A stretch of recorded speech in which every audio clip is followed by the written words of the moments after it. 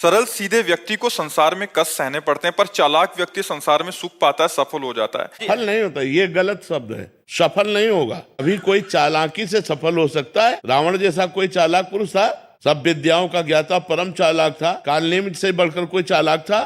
पूरी संजीवनी बूटी जैसी ही द्रोणागिरी में हर औषधि को कर दिया और साधु बनकर बैठ गए। हनुमान जी ने मार डाला, राम जी ने रावण को मार डाला, रहा न को कुल रोवन हारा। चालाक पुरुष सफल कैसे हो सकता? नहीं, सीधा सरल पुरुष कष्ट पा सकता है, पर सफल सीधा और सरल सच्चाई पर चलने वाला हो। जैसे धर्मराज युधिष्ठिर बिल्कुल सीधे थे, यहां तक इतने सीधे थे कि युद्ध क्षेत्र में कल कौन सी रणनीति है वो जाके दुर्योधन सीधे पूछ लेता था। भ्राताश्री कल कौन सा चक्रव्यूह रचना है वो बता देते थे। इसीलिए भगवान दो बैठक करते थे, एक युधिष्ठिर के साथ और एक युधिष्ठिर से अलग। युधिष्ठिर के साथ जो बैठक की वो चक्रव्यूह रचना ही नहीं होगी, क्योंकि वो दुर्योधन को पता हो। इतने सरल थे कि वो आके पूछ लेते, वो पूरी बात बता देते थे। तो आप देखो विनाश किसका हुआ? चतुर चालाक, जिसके साथ शकुनी, दुशासन, कर्ण, दुर्योधन के साथ इतने चालाक, चालाकी की हद थे ये लोग। तो क्या ये लोग सफल हुए?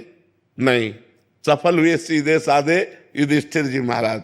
तो चालाक पुरुष तुम्हें सफल होते नजर आएगा, लेकिन सफल नहीं हो सकता। सीधा साधा पुरुष तुम्हें दुख भोगते नजर आएगा, लेकिन वो दुख भोगेगा नहीं, आगे चलकर वही विजय को प्राप्त होगा। थोड़ी यात्रा ऐसी है जिसमें संशय हो सकता है देखकर कि बेईमान, दुष्ट, चालाक, कपटी पुरुष उन्नति को प्राप्त हो रहा है और धर्मात्मा, ईमानदार दुख को प्राप्त हो रहा है। लेकिन परिणाम में जो सही चल रहा है उसका सही परिणाम होगा, और जो गलत चल रहा है उसका गलत परिणाम होगा पक्का। उसका पुण्य उसको साथ दे सकता है, लेकिन जो जीवन का परिणाम है वो ये पद नहीं है। मरोगे तो तुम्हारे साथ पद नहीं जाएगा, तुम्हारे साथ रुपया नहीं जाएगा, अच्छाई जाएगी, तुम्हारे सत्कर्म जाएंगे।